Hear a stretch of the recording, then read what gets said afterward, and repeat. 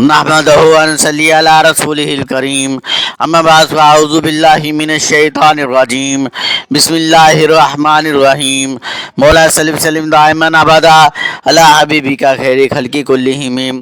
हज़रत ताऊस रज़ियल्लाहु ताला अन्हु फरमाते हैं कि रसूलुल्लाह सल्लल्लाहु अलैहि वसल्लम से पूछा गया, कौन शख्स कुरान में खुश आवाज़ और अच्छी क़राअत वाला है?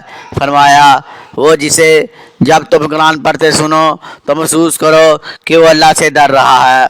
हज़रत अब्दुल्लाह इब्न मसूद रज़ियल्लाहु ताला अन्हु फरमाते हैं कि रसूलुल्लाह सल्लल्लाहु अलैहि वसल्लम ने फरमाया, किसी का ये कहना बुरा है कि मैं फ़लाँ आयत भूल गया, बल्कि वो बुला दिया गया।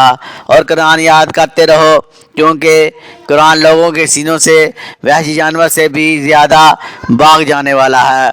हज़रत जंदब इब्न अब्दुल्लाह रज़ियल्लाहु ताला अन्हु फरमाते हैं कि रसूलुल्लाह सल्लल्लाहु अलैहि वसल्लम ने फरमाया, जब तक तुम्हारा दिल लगे कुरान पढ़ते रहो, फिर जब इधर उधर होने लगो तो इससे उठ जाओ।